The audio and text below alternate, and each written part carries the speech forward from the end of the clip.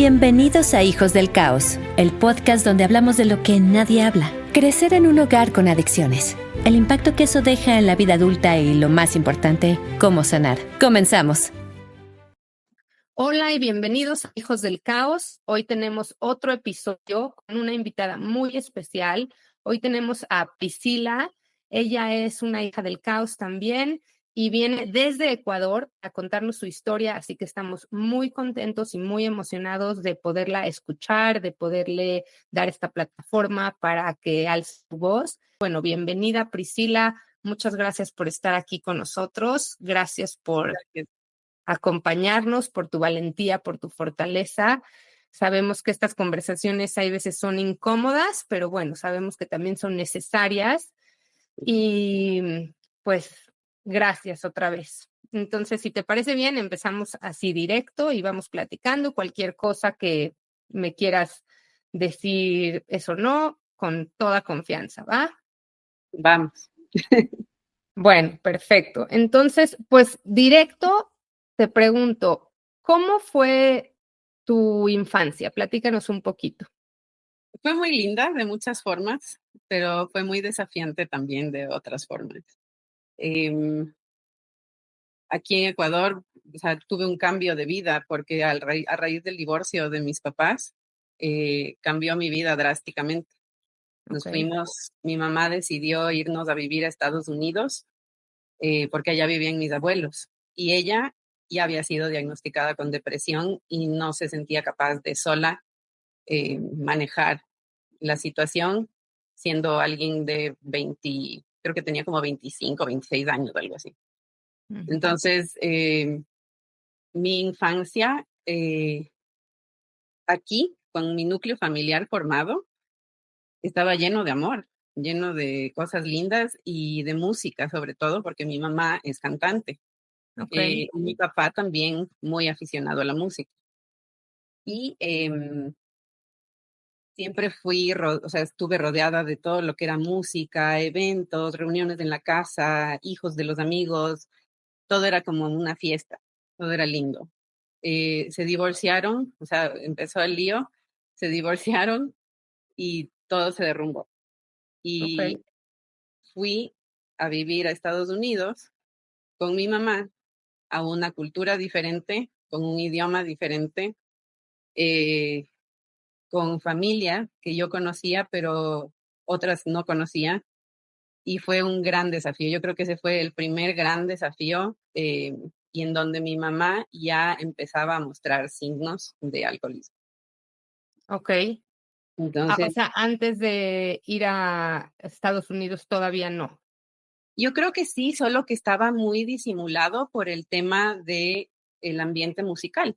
Mm, Y esto aquí en Ecuador y en muchas partes del mundo se sabe, o sea, es como un estereotipo de los artistas que siempre están rodeados de alcohol, fiesta, drogas, cosas así. Y en mi caso era el alcohol, en lo que siempre estuvo presente. Y culturalmente aquí en Ecuador el alcohol es algo sumamente presente mm. desde siempre. O sea, es algo que está siempre presente.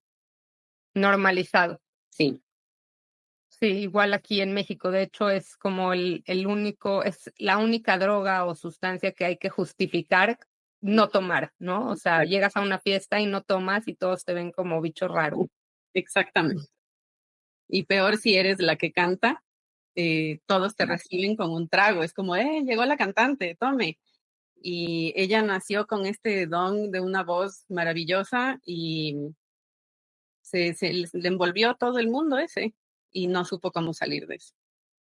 Ok. Entonces, em, ya en Estados Unidos, eh, luego de un divorcio, ella totalmente rota, y yo también, de lo que me acuerdo muy poco, em, pero el entrar en un colegio diferente, todo era muy nuevo y diferente, eso yo creo que me ayudó muchísimo. Y la presencia de mis abuelos como un núcleo, como un centro, también fue muy, muy bueno. Y bueno, eh, no sé si mi naturaleza es esa, pero el rato que yo me vi frente a un idioma que no entendía y era como que yo siempre he sido así, siempre he sido como muy, le entro a lo que sea. Mm. Entonces, o sea, al cabo, en menos de un año, yo ya era una gringuita más y adaptada. Y bueno, el tema de adaptarse es parte de la supervivencia en cualquier situación de desafío. Entonces, Exacto. eso lo desarrollé desde muy, muy niña. Eh, y claro, o sea, eso fue súper duro, pero hasta ese entonces, más o menos hasta los 11 años, fue que viví en Estados Unidos. Toda la primaria la hice allá, por poner Ujú. un bloque de tiempo. Ok. Eh, pero ahí viene, o sea, la parte dura fue al regreso. O sea, regresamos acá al Ecuador. Yo tenía 11 años, empezaba la adolescencia y mi mamá seguía deprimida, o sea, le habían diagnosticado esta enfermedad terrible, eh, pero no dejaba de tomar, cada vez era peor el alcoholismo. Y ella siempre estaba muy sola. Ujú. Eh, el tema del alcohol es algo que en la familia, me imagino que a otras personas también les pasará, eh, genera mucho dolor, genera vergüenza, es como un tabú. Entonces, Ujú. no hay que hablarlo mucho, hay que como que hacerlo un poco, de hacerse de la vista gorda, porque en el fondo yo creo que todo el mundo espera en esto de que ya va a pasar, ya le va a Ujú. pasar, es mi Claro. papá, ya le va a pasar. Y nunca le pasó. Entonces, eh, yo crecí o sea, a partir de los 11 años, habiendo regresado acá, con mi mamá, a cargo de mi mamá, que estaba totalmente inestable, emocionalmente, mentalmente, de salud. Eh, Ujú. ya no tenía el refuerzo de mis abuelos y venía además ante la situación de que mi papá acá eh, ya tenía su nueva familia, había formado su vida nuevamente y yo tenía que adaptarme además a la familia de él ahora. Claro. Entonces, ese fue también algo muy duro para mí, eh, y la rebeldía me reventó, la Ok. ira me reventó. Entonces, hasta ahí mi infancia fue muy linda y de repente salió furia, ira, incomprensión, soledad, o sea, reventó todo lo no tan bonito.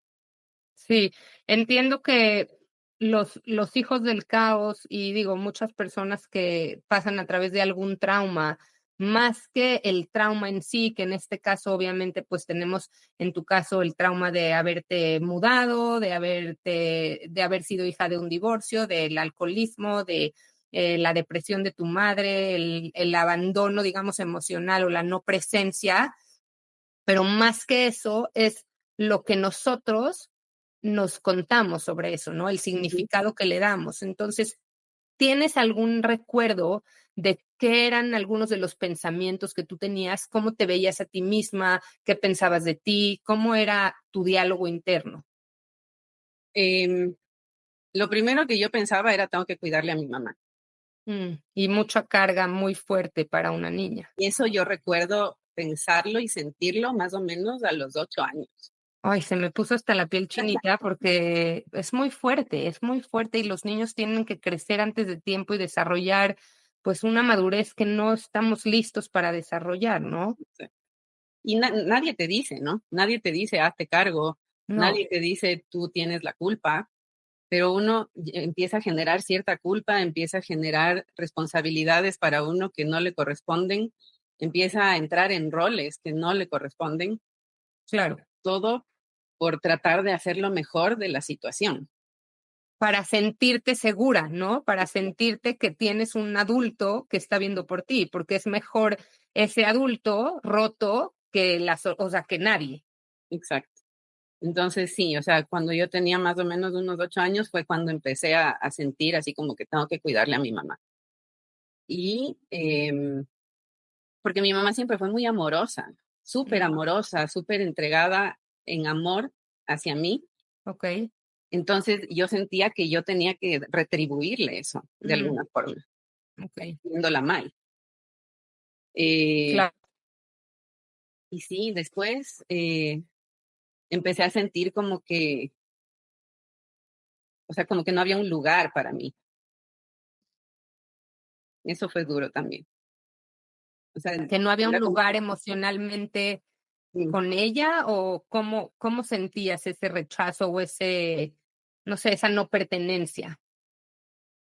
Se sentía, o sea, era como, veía en mis alrededores y era así como, ellos no están pasando por esto. Ujú, Entonces, mis primos, o sea, mis amigas del colegio, todo, ya cuando regresé a vivir al Ecuador, recuerdo que yo huía de mi casa, o sea, huía de mi casa, hacía todo por salir, me la pasaba donde amigas, me mm, iba a dormir muchas veces de jueves a domingo, que eran los días más duros, porque mi mamá, siendo cantante, eran los días que claro. cantaba, y Ujú, yo estaba básicamente al cuidado de mí misma. Entonces, y como yo no decía nada a nadie por cuidarle a mi mamá, por mm, evitar un enojo, un mal rato, lo que sea, yo no decía nada. Y claro, o sea, empecé a sentir como que, no sé, no como que yo era un estorbo, pero era como que no tenía un lugar. Si salía o sea, hubo momentos en los que yo sentía que ya no podía seguir viviendo con mi mamá, ya siendo un poco más grande, okey. todavía en el colegio. Te hablo adolescente, 16 años, 17 años. Ujú, eh, y le pedía a mi papá ir a vivir a su casa, pero yo no encajaba ahí tampoco. okey. ¿Tu papá tenía Y más hijos? sí, yo ya tenía 2 hermanos, que nuestra relación, por suerte, siempre ha sido buena. Mi papá Okey. al menos se esmeró mucho en que sea así, Mm, pero yo era una niña muy rebelde, como te digo, entonces, la situación con la esposa de mi papá era difícil. mm, Y no, o sea, yo entiendo que los adultos, porque ahora ya siendo adulta entiendo que uno hace lo mejor que puede con lo que claro. tiene, con las herramientas que uno tiene, pero en ese proceso uno sin querer puede ir lastimando mucho. Entonces, sí, o sea, yo no sentía que podía quedarme donde mi papá ni quedarme donde mi mamá y siempre estaba buscando así dónde me puedo sentir más segura. Claro, y al mismo tiempo escondiendo todo lo que te pasa, ¿no? Sí, Que eso es durísimo. Yo también recuerdo no haber podido contarle a nadie nada y pues obviamente nadie, ninguno de los papás de mis amigas, ujú, ni mis tíos, nadie pensaba o estaba al tanto de lo mal que estábamos porque pues salíamos sonriendo, ¿no? Y claro. poniendo esta pasada de todo está bien. Sí, y mi diálogo interno era muy triste, era así como, otra vez tengo que estar aquí, o sea, otra vez tengo que buscar a dónde irme, Mm. y era duro.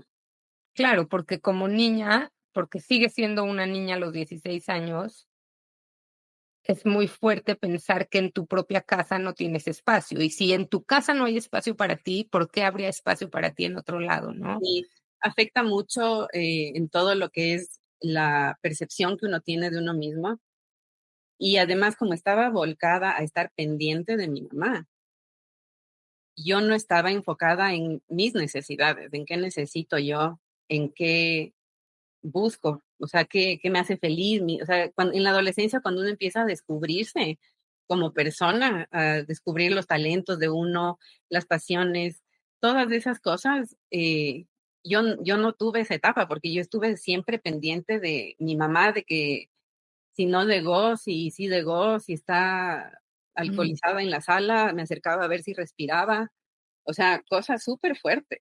claro, sí, sí, un miedo, me imagino, tremendo de se va a morir, no se va a morir o qué voy Yo a vivía hacer, con ese ¿no? miedo, sí.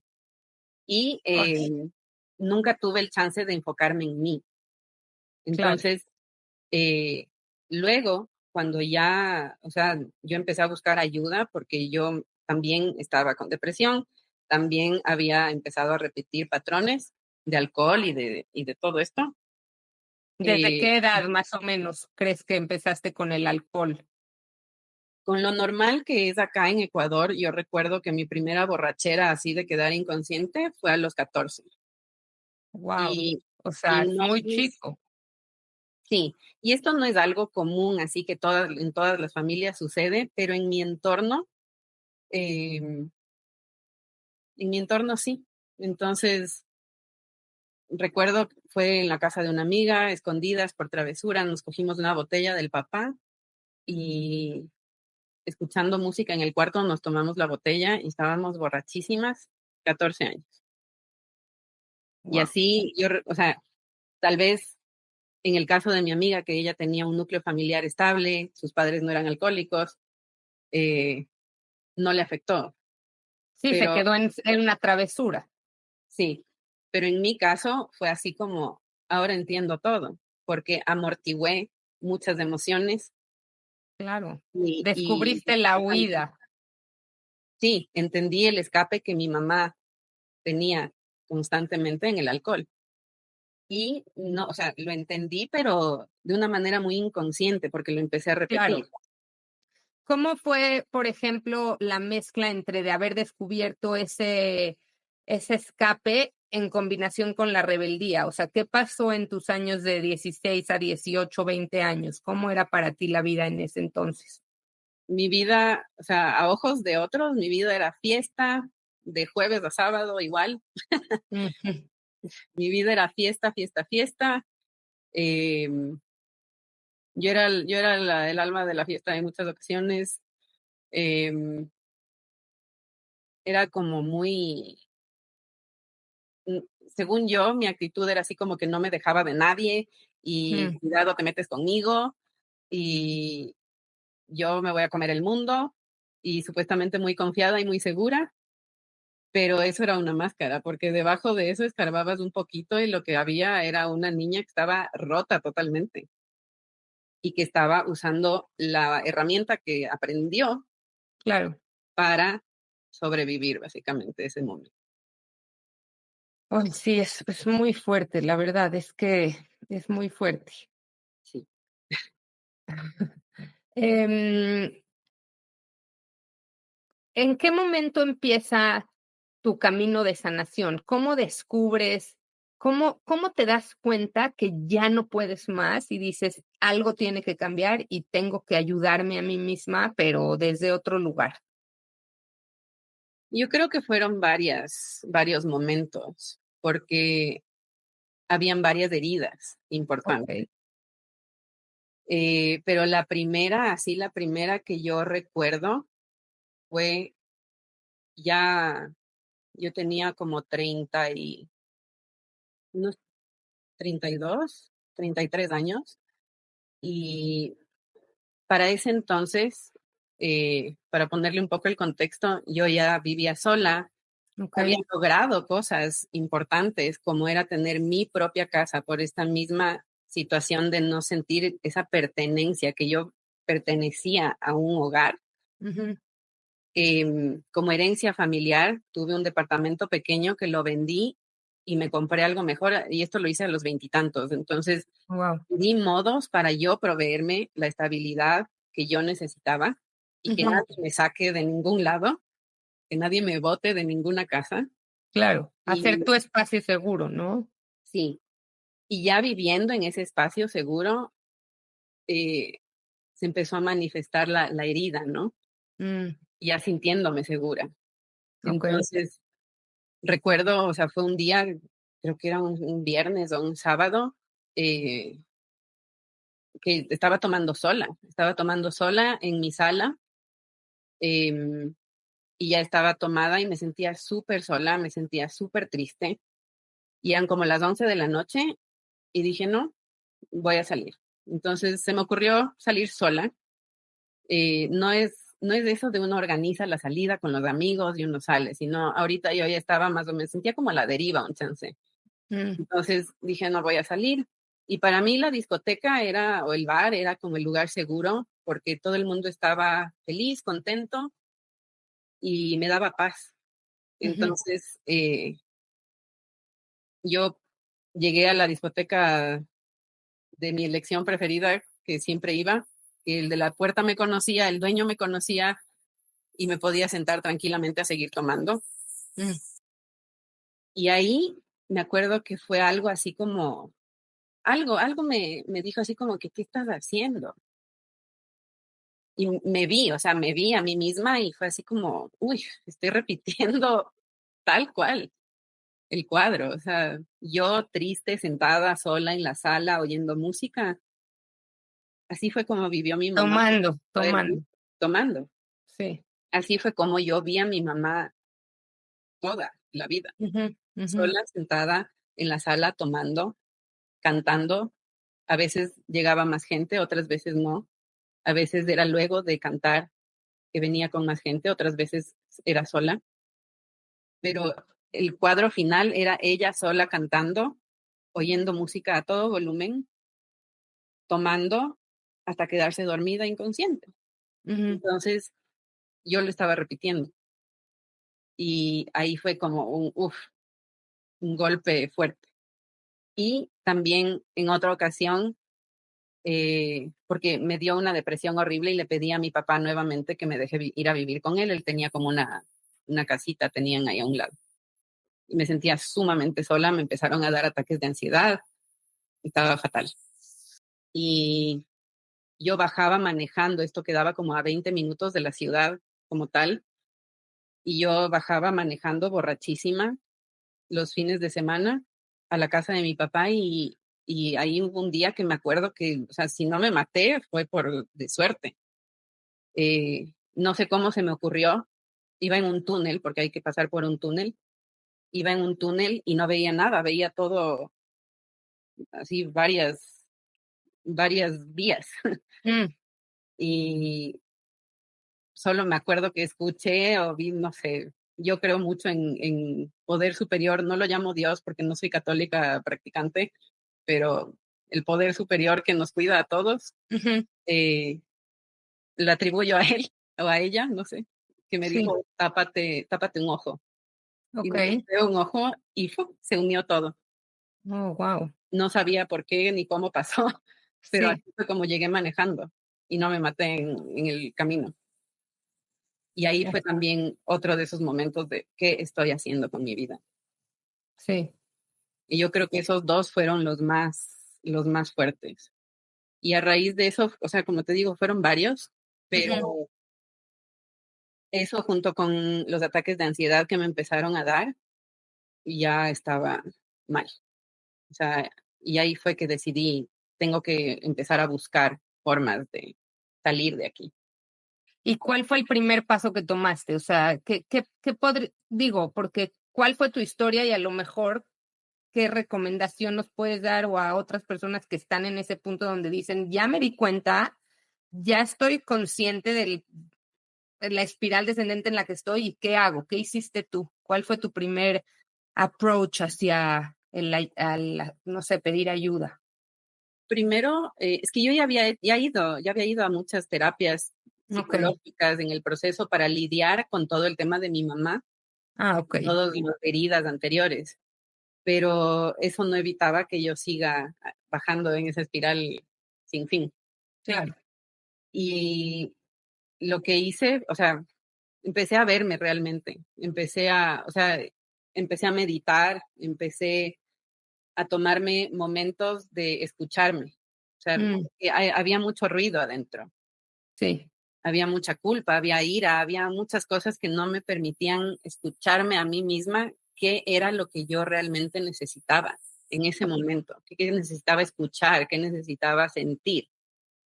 Exacto, sentir, esa es la clave y le diste justo en lo que te quería preguntar, porque dices, ok, ya tenías treinta y tantos, ¿no? 32, y Ujú. ya son, pues ya 12 años de adultez, digamos, donde a lo mejor ya tenías mucha em, experiencia en ir a terapia, pero ir a terapia no necesariamente significa permitirte sentir lo que te Ujú. está, pues ahora sí que matando casi, casi por dentro. Entonces ahí dices, conecté conmigo misma, me vi hacia adentro y te permitiste sentir en la Sí, acumulación de emociones. Cuéntanos cómo fue eso, porque creo que eso es lo que más le aterra a la gente, es es conectar con el terrorífico, dolor. es terrorífico porque o sea, le ves a la niña que está herida, Sí, le ves a la adolescente que se sintió totalmente como hecha a un lado, sí, eh, abandonada. sí, o sea, le ves a la víctima como tal, Mm, pero al menos en mi caso, me dolió muchísimo, fueron días y días fue una etapa, yo creo, no solo días, fue una etapa de sufrirlo realmente, o sea, de darme permiso a mí misma para, como en un duelo, uno, Ujú. uno lo vive, o sea, uno pasan los días y un día tras otro vives cada día lo que surja. Claro. En este caso fue igual, porque lo que yo creo es que hice un duelo con esa Priscila, Ujú. no, que no pudo ser como hubiera Claro, querido ser. claro. Entonces, Sí. al permitirme sentir, salieron un montón de cosas. Me imagino. Y el tema de la meditación fue lo que me ayudó en eso, porque literalmente me metía en mí. Okey. Y yo lo sentía como empezar a sacar así cosas, basura, y yo lo sentía así, como empezar a remover, a sacar hasta llegar al fondo del asunto, Ujú. donde estaba yo y yo me visualizaba a mí misma así hecha bolita, Okey. aterrorizada, o sea, perdón. Sí, no, te entiendo y lo he vivido y te acompaño en ese dolor porque por más que sanemos y sanemos y sanemos, es evidente que la herida está ahí y la herida se abre constantemente. A mí luego me preguntan, ¿pero qué? ¿Tú ya sanaste? ¿Ya no sientes nada? ¿Ya estás perfecta? Y digo, claro que no, pero parte de la sanación es saber cómo no dejar que el dolor nos tumbe. Y el dolor, pues, nos sigue doliendo y yo creo que va a doler toda la vida. Es cualquier pérdida que alguien tiene, pues duele para siempre. Nada más ya no nos controla, ¿no? Ese dolor. Esa es la diferencia. Uno, Exacto. uno le afronta a todo esto, uno afronta de una manera tan directa, Ujú. como a un bully. Cuando tú le afrontas al bully, le Claro, quitas el poder. exacto, Y, exacto. y totalmente, o sea, fue eso lo que pasó y valió la pena todo el dolor y todo el sufrimiento de verme a mí misma así. Em, pero sí, o sea, fue como que recuperé mis herramientas, mis armas, por ponerlo de alguna Sí, forma. tus superpoderes internos, ¿no? Me gusta llamarle así, la intuición, que es esa conexión con nosotros mismos, Exacto. con nuestro ser superior, con nuestra alma, de decir, no estoy sola, ¿no? Hay algo más ahí. Y como tú dices, el poder superior, llámele cada quien como le llame, a mí cuando reconecté con Dios, fue, un alivio impactante, porque toda mi niñez, que la verdad no tenía contacto con ese poder superior, pues me sentía muy sola y ahora ya nunca me siento sola. A mí me pasa igual, sí. Y sí, o sea, fue, yo creo que era lo único que me salvó de seguir cayendo en este espiral. Fue lo único que me salvó, em, el literalmente entrar a rescatarme de ahí, o sea, a sacarme de ahí. Y en Y todo este proceso ya, ok, empiezas a sentir, empiezas a soltar y llegas a poder perdonar a tu mamá o cómo ha sido para ti el camino con tu mamá, porque también me habías contado y si nos puedes contar un poquito te alejaste de ella un tiempo, pusiste límites para que ya no pues te hiciera más daño. Cuéntanos un poquito ahora cómo fue ese proceso con ella. claro, o sea, el tema de, como te decía antes, como me volqué totalmente a cuidar de ella, a estar pendiente de ella, no puse límites nunca. Mm. Los límites que me atrevía a poner por autopreservación, básicamente, Ujú. eran límites desde la ira y Mm. desde el miedo a que me pase algo. Entonces yo salía así, pero enfurecida, a sacar a las personas que estaban ahí, por ejemplo, en mi casa tomando, y yo era Mm. una niña. Entonces, Sí. imagínate, la niña furiosa sale y empieza a sacar empujones a los borrachos. O sea, Sí, sí, esos eran los límites que yo sabía poner. No sabía poner límites desde yo necesito esto, entonces no permito esto en mi vida. De, claro, los límites exacto. físicos sí, los límites emocionales, pues ni cómo.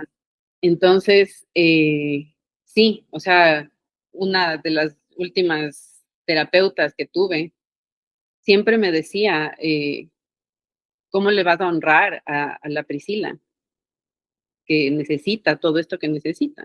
Y yo no entendía la pregunta hasta que un día como que me cayó la ficha, porque mi mamá siempre, como yo siempre estuve ahí para ella, ella se apoyaba mucho en mí, no había límites y yo recibía llamadas de madrugada para escucharla en su estado. Entonces, eh, yo ya no podía tener eso porque yo necesitaba trabajar, necesitaba descansar, o sea, necesitaba Claro. poner límites. Y un día le dije, me costó muchísimo, me acuerdo, le dije, no me vuelva a llamar si ya son pasadas las 8 de la noche, porque no voy a contestar. Mm. Y claro, para ella eso fue terrible, porque lo sintió como un no te quiero, no me importas, o algo así, no sé. Pero algo adentro como que se encendió. Y yo sentí, fue, esto es lo que yo tengo que hacer, empezar a hacer, porque me estaba empezando a cuidar a mí misma a través de los límites. Ujú. Y no lo estaba haciendo desde la ira, sino desde el amor propio hacia mí Claro. misma. Es muy diferente. Muy. Y claro, o sea, ahí no importa si la otra persona se ofende o no, le duele o no, porque no lo estás haciendo con esa intención. Tu intención Exacto. es simplemente hacia ti, Claro. cuidar. Y los límites obviamente no siempre son respetados, peor aún por una persona que está totalmente llevada por el alcohol. Entonces, tuve que poner límites ya drásticos. O sea, y eso yo creo que ha sido de las cosas más dolorosas que yo he tenido que vivir, porque siempre fuimos las dos. Yo siendo hija única, siempre fuimos las dos, yo cuidándola, y tuve que poner un alto porque ella cayó en una espiral de depresión terrible, por ende el alcoholismo se manifestó con más fuerza. Ok. Yo ya tenía mi pareja, ya estaba viviendo mi vida de adulta y no podía funcionar yo con ella así, Ujú. o colgando de mí. O sea, no podía. Era imposible, humanamente imposible para mí, emocionalmente imposible, era drenándome totalmente, no podía. Y ahí para ese entonces ya también la familia siempre era a mí. Entonces, su mamá está así, tu Mm. mamá está haciendo esto, tu mamá, tu mamá, tu mamá. Entonces, yo no era la responsable de mi mamá y eso les tuve que también hacer saber a ellos. Y cuando dices ellos, ¿quiénes son? Mis tías, Las hermanas de tu sí, mamá. Sí, qué fácil para las tías que la hija la cuide, ¿no? También. bueno, no viven en el mismo país y no tenían mucho, Ah, ok. no tienen mucho conocimiento, en realidad no sabían. Ah, wow, ok, Nunca, ok. nunca supieron realmente la gravedad del asunto hasta Wow, ese ok. momento. O sea, con todo eso cargaste también. Además de tenerla que cuidar, cargabas con el secreto Sí, de la realidad que vivían. sí, o sea, Porque, se sabía a voces, se la veía, ¿no? Era una persona que si la veías, tenía una presentación o algo, lamentablemente el final era ese.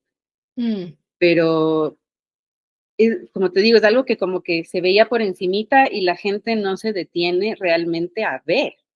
claro, y Realmente. normalizado más por la escena de la música, o sea, porque Sí. una cosa es una mamá o un papá que tiene que ir a trabajar, no sé, a una oficina, a una fábrica, que pues es evidente que no puedes llegar alcoholizado, y otra cosa es estar en un bar cantando donde se espera que estés Ujú, tomando, ¿no? Entonces, exacto. más difícil para ti todavía, pues, echarle luz a que esto no es normal.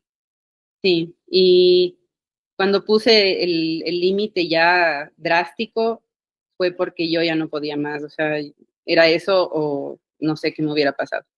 ¿Y cómo Eh, fue ese límite drástico? ¿Qué fue? ¿No te voy a ver, no te quiero ver, romper contacto absoluto? sí, Okey. literalmente le dije: "No quiero volver a hablar". Mm, Y ella estaba viviendo en Estados Unidos en ese momento, lo cual me facilitó las cosas claro. y, o sea, le bloqueé de todo lado y la consecuencia de eso fue un duelo, o sea, yo me obligué a mí misma a pasar por un duelo, em, como sabiendo que mi mamá sigue viva, pero que nunca iba a ser la mamá que yo necesité. Exacto. Y es súper fuerte decir eso porque yo sé que ella hizo lo mejor que pudo, pero asimismo las heridas son las heridas. Entonces, Sí, eh, ese duelo fue de soltar esas expectativas, de esos deseos, de hablar con la Priscila niña, que todos tenemos ese niño que vive todavía dentro de nosotros, pero muchas veces no le oímos, no le paramos mucha bola. sí. Y literalmente me tuve que dedicar a un trabajo interno súper fuerte, de soltar y de Mm, aceptar. Porque, o sea, sobre todo soltar porque yo la tenía, o sea, yo quería tenerla y sostenerla claro, y no era mi responsabilidad. sí, Y al fin, o sea, al fin haciendo eso fue que dije, ok, ya que sea lo que tenga que ser, yo necesito no saber, no hablar, no nada, porque yo ya estaba en un camino de recuperación de la vida caótica que yo misma me había dado, repitiendo los patrones que había sí, aprendido. Entonces, yo ya estaba saliendo de eso y no podía salir si no cortaba eso, si no ponía ese límite. sí, Y realmente lo que más me costó fue porque mi mamá, como te digo, siempre fue muy amorosa, claro, siempre fue muy, o sea, es muy dulce, es muy buena. Y eso es algo que ahí entendí, que los alcohólicos no son alcohólicos, o sea, es como que uno le apunta al alcohólico. En realidad es una persona con muchas heridas, dolores, claro. Sí, cosas sí. que ni siquiera sabremos nunca, Ujú. y que el alcohol es nada más uno de los síntomas o de las alertas que se ven en una persona que está pasándola muy mal por algún tipo de enfermedad mental, condición emocional, algo así. Sí, el alcohol es la mala solución al problema real, que es el dolor, y por eso atendiendo solamente el dejar de tomar, o sea, tomar o dejar de tomar no es No, ni la superficie de lo que se tiene que hacer. no, entonces yo ahí fue que entendí que mi mamá era, primero, mi mamá, Ujú, segundo, era una mujer que había afrontado muchos desafíos y que hizo lo mejor que pudo con los conocimientos que tenía, los recursos emocionales que tenía, y el tema de la depresión que también tenía no le favoreció para nada. Y empecé a verla no desde la ira, mm, porque yo le tenía muchísimo resentimiento. claro, Y ahí, a raíz de ese límite que puse, eso me permitió tomar distancia y realmente ver desde otras perspectivas todo.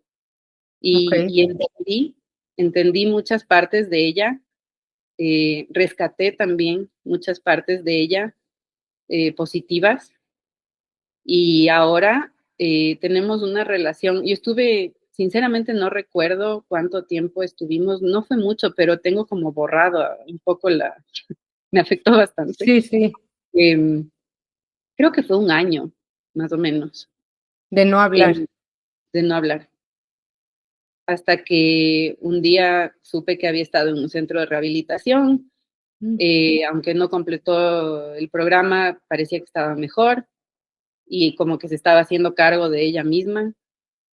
Una de mis tías entró ahí a cumplir el rol que yo había estado cumpliendo durante mucho tiempo, y okey, fue ella la que me dijo que estaba mejor. Entonces yo me animé a irla a ver, y fue con mucho miedo porque no quería salir herida nuevamente, sí, decepcionada o sea, no quería tener expectativas, pero es inevitable cuando se trata de alguien a quien amas. claro, Eh, y así poco a poco, como que fuimos reconstruyendo nuestra relación.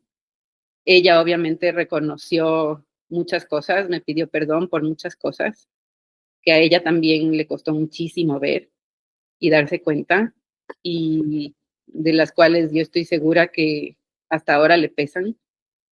Eh, y bueno, eso es algo con lo que ella lidia a diario, ¿no? Pero yo ya no soy tan dura con ella. mm, Eh, Mi relación con ella ha sanado muchísimo. porque, o sea, pude tomar esa distancia y permitirme sentir mis emociones, mis necesidades, poner mis límites, reconstruir mi propio valor, porque, o sea, eso desde mi niñez y adolescencia estaba súper como dañado, estaba descalibrado, por decirlo de alguna forma. Claro, sí, Y han sido los últimos, a ver, si yo ahora tengo 45, yo creo que los últimos 5 años más o menos, de un trabajo intenso de autoconocimiento, de afrontar mis propios demonios, por ponerlo de una forma, sí, sí, mis heridas, eh, desde, o sea, yo siempre pienso así como que yo soy la adulta que yo necesité claro. en ese momento. Estoy entrando a ver cómo está esa niña, estoy entrando a ver Ujú. cómo está esa adolescente, qué necesita. Sí, Ese diálogo interno lo he desarrollado, lo he mantenido, porque es algo que me ha ayudado muchísimo a recuperar mi paz claro, y a recuperar mi amor propio, mi confianza. sí. Me decía una terapeuta muy especial que tuve que ya de grandes, pues ya somos nosotras y es nuestra responsabilidad actuar como nuestras propias mamás y darnos todo ese amor que hubiéramos querido recibir y que necesitamos seguir recibiendo, aunque las tengamos aquí, pero pues ya no los damos nosotras a nosotras mismas. Sí, y en el caso de mi mamá, o sea, cuando yo entendí que no todos, o sea, nadie te va a amar como tú necesitas que te amen. Las Ujú. personas te van a amar como saben amar. Claro, Que no siempre es la forma en la que tú necesitas. claro, Entonces, cuando entiendes eso, se te abre otra perspectiva de vida, porque las expectativas bajan, porque no andas esperando cosas de la gente. Simplemente, o sea, yo recibo con gratitud el amor que mi mamá y mi papá y cualquier otra persona me den, porque entiendo que esa es su forma de amar y es genuina. sí, Tal vez no es mi forma de amar o lo que yo quisiera, pero es su forma y la recibo con mucho amor y con mucha gratitud. Y así suelto cualquier expectativa y posible frustración que se pueda generar por no claro. recibir lo que yo siento que necesito. Sí, sí, wow, eso está muy profundo y realmente creo que independientemente de la historia que cada quien haya vivido, si se pueden llevar algo, llévense eso, llévense que nadie nos va a amar como nosotros queremos que nos amen más que nosotros mismos y lo mejor que podemos hacer es aprender a recibir el amor de la forma en que nos lo saben dar pues los que nos los dan, ¿no? Y agradecerlo y decidir si lo queremos o no lo queremos, y ahí es donde ya vamos Exacto. escogiendo a quién queremos tener cerca. Gracias, Priscila. Y una cosa más que quiero que toques es, te volviste también tu coach y ahora también encontraste la manera de usar todo el dolor para poder servir y ayudar. Cuéntame un poco cómo fue eso, cuánto tiempo llevas haciéndolo, cómo ayudas, a quién acompañas, porque no es como nada nuevo ver que muchas personas que hemos vivido en el caos, eventualmente también queremos pues darle un significado distinto al dolor y qué mejor que sirviendo a otros para que puedan pues sanar. Sí, bueno, yo creo que más o menos hace unos 3 años, siempre a raíz de lo de mi mamá, siempre buscaba entender cómo funcionamos emocionalmente, mentalmente, nuestros pensamientos, y no estudié nada de psicología, me fui por el turismo, nada que ver, pero siempre me llamó mucho eso. Y hace unos 3 años decidí hacer una maestría en psicología positiva, psicología holística y coaching. Ok, Y siempre pensando en que a mí me hubiera gustado tener alguien que haya pasado por lo que yo pasé, que no siempre es el caso de una psicoterapia, claro. porque son personas que sí nos han ayudado mucho, pero tal vez no todas nos entendieron realmente por lo Ujú, que estábamos pasando. Y eso yo creo que hace mucha diferencia en el impacto que puede tener en ayudarle a otra persona. total. Entonces, eh, empecé a, como te decía cuando hablamos la vez anterior, empecé a preguntarme para qué Ujú. todo esto, para qué atravesé por todos estos desafíos, em, y no por qué yo tuve que pasar por esto o por qué a mí me tocó pasar por esto, porque eso es más de víctima, es Claro, victimizarse nuevamente. exacto. Y no se trata de eso. O sea, yo creo que uno puede elegir entre quedarse ahí o salir de eso y darle un propósito. Y eso fue lo que yo quise hacer con todo esto. Y ahora lo que hago es eh, ayudar a mujeres a saber priorizarse, a saber poner límites, a trabajar en su valor personal Mm. y a ganar confianza a través de todo esto en sí mismas, a saber escuchar su intuición, todo lo que yo pude hacer conmigo. Claro, Herramientas como la meditación, el yoga también es algo que me ayudó muchísimo, pero sobre todo el autoconocimiento y la respiración. O sea, wow. para mí la respiración es algo en lo que empecé hace poco a profundizar y es increíble el poder que tiene. Sí, Entonces, sí. a través de esas herramientas ayudo a mujeres, a hombres también, pero no se me presentan tantos casos como en mujeres. Sí, Entonces, más que nada es en mujeres que necesitan trabajar su confianza, que necesitan recuperar eh, o reconocer su valor personal y sí. empezar a poner límites, no solo en su vida personal, sino laboral. O sea, esto sirve en todo ámbito. Entonces, más o menos hace año y medio estoy dedicada a eso. em, Ok. Y sí, eso me ha llenado la vida de mil colores. Cada, Wow. cada persona con la que trabajo eh, me enseña muchísimo. Entonces, yo les amo a mis clientes con todo mi Sí. corazón. Qué bien, qué bien, pues es muy admirable. Realmente te agradezco muchísimo que hayas venido, que te hayas atrevido a compartir, a abrir con extraños tu historia, tu dolor, tu camino de sanación. Es muy admirable. Me siento muy identificada contigo en muchísimos aspectos, aun y cuando nuestras historias fueron muy, muy diferentes.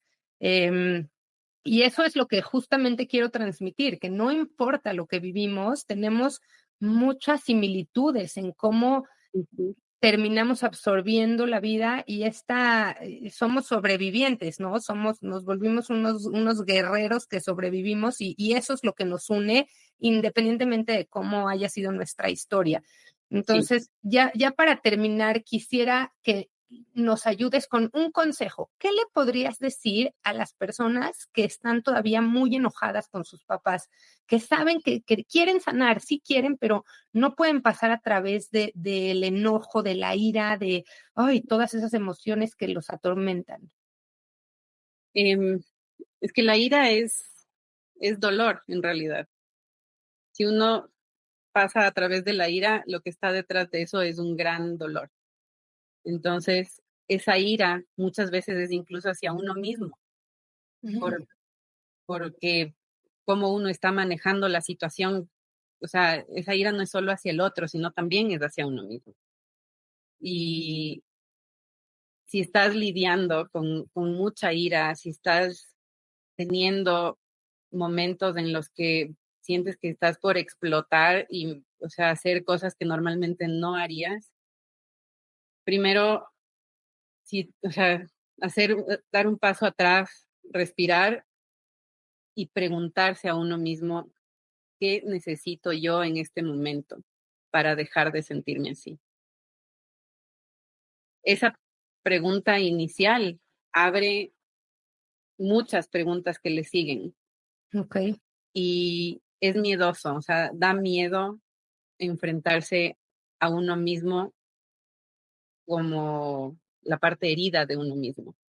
Da miedo porque uno siente solo el dolor, pero no estás viendo la herida que tienes y el rato que ya te atreves a verla, eh, es súper miedoso, pero la persona que esté pasando por algo así, mi invitación es a que se enfoque en de dónde viene ese dolor, okey. de dónde viene ese dolor que le está generando tanta ira Ujú. y que mire hacia adentro, que mire qué necesita, que se escuche a sí misma o a sí mismo y que se enfoque en sí mismo, no en lo que sucede afuera, no en lo que la otra persona hace o no hace, si se alcoholiza o no, si es que le ofende o no. Nada de lo que esa persona haga es personal hacia uno.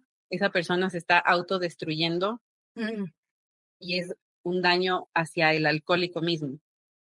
claro, Entonces, la ira que se genera como hijo de alguien así es porque ese dolor enorme la ira es como el mecanismo de defensa. claro, Entonces, mirarle al dolor, pasar ok. por la ira y mirarle al dolor y hablar con el dolor. Eso. Y saber que no se van a morir del dolor, ¿no? Que van a encontrar la luz. O sea, Da es la miedo, única pero forma de sí, encontrar la luz en realidad. exacto. Pero Sentirlo. sí, o sea, no hay cómo irse por un lado, no hay cómo pasarle por encima, Mm, hay que atravesar eso. exacto. Y al otro lado hay mucha luz, Sí, hay una sensación de libertad enorme y hay mucho amor propio. Es como que, no sé, yo lo comparo con que me dijeron, ok, tienes una nueva vida de ahora en adelante, la vas a poder vivir como tú quieres. claro. Es un regalo. Es un regalo, o sea, atravesar ese dolor fue lo más miedoso que yo he hecho en mi vida, pero fue un regalo.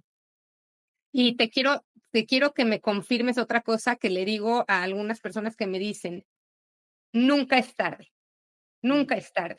Puedes tener 45, yo tengo 40, llevamos muchos años en esto, puedes tener 60, 80, nunca es tarde para soltar, para conectar. Porque hay gente que dice: "No, ya estoy grande, ya, no hay nada que hacer", ¿verdad que no? No, esto no es verdad. Eh, a pesar de que uno tenga 80 años, todavía vive ahí adentro ese niño herido, todavía Exacto, están los dolores de esa persona y todavía está esa, o sea, me imagino, porque lo viví yo, es una constante autocrítica, autoexigencia y es o sea, un disco interno constante que no para y la única forma de hacerle parar es haciendo este trabajo de observar el dolor, atravesarlo, soltar, soltar lo que uno quiere que la otra persona haga, entender el que uno no control. tiene control, uno no lo Exacto, tiene, o sea, no lo exacto. tiene y no importa, o sea, no importa la edad, así tengas 80 años, poder vivir tus últimos años de vida con una carga menos, pero es una carga gigante menos. Claro,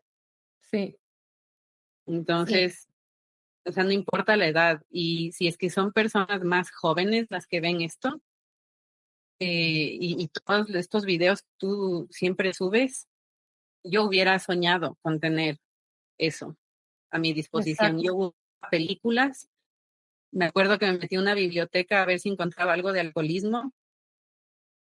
No habían recursos, no había exacto. con quién hablar, no había nada. Entonces, si de algo sirven las redes sociales, es para poder ayudar también a llegar a otras personas que están pasando por esto, si no necesariamente un adolescente, puede ser un adulto ya y su papá o su mamá están así. O sea, Claro, busquen con quién hablar, porque eso también es parte de ese dolor y de esa ira que uno no suelta. sí, en silencio. Es el miedo a hablar. Sí, Ajá. claro, claro. Ay, Priscila, pues me gustaría seguir horas aquí platicando contigo, pero creo que ya llegamos al límite de hoy. Quizá en otra ocasión podamos ir más profundo, pero te agradezco muchísimo, de verdad que ha sido muy enriquecedor escucharte. Espero que tomen todos los que nos ven todos estos consejos, su historia como inspiración, su resiliencia, su motivación para salir adelante. Y bueno, pues síganos viendo, si esto les sirvió, si se identifican, si conocen a alguien que creen que pueda escuchar esto, como dice Priscila, sí, a mí me hubiera encantado también tener esto y por eso lo creé, desde mi propia necesidad de la niña que necesitaba, así que si saben de alguien que lo necesite, por favor compártanselo. Es muy difícil pedir ayuda, es muy difícil hablar de esto, así que puede ser una gran mano amiga que simplemente mandar este se me ocurrió, toma, ahí velo, ¿no? Entonces, síganos en todas las redes, nos ayudan muchísimo para crecer, para llegar a más personas que lo necesitan. Estamos como @somosHijosDelCaos en YouTube, en TikTok, en Instagram. Les vamos a dejar aquí abajo en la descripción también las redes de Priscila, si Priscila quiere compartir con nosotros también para que la busquen. Si alguien se identificó con ella, quiere que la coache o que lo coache, también búsquenla. Ya saben que pues ahora sí que el mundo es virtual, así que no estamos limitados por el territorio. Si estás en Ecuador, puedes ir a buscarla en vivo. Y te agradezco de nuevo muchísimo, Priscila. Yo soy Linda, su host, y nos vemos a la próxima. Gracias por escuchar Hijos del Caos. Únete a la comunidad, comparte este episodio y suscríbete.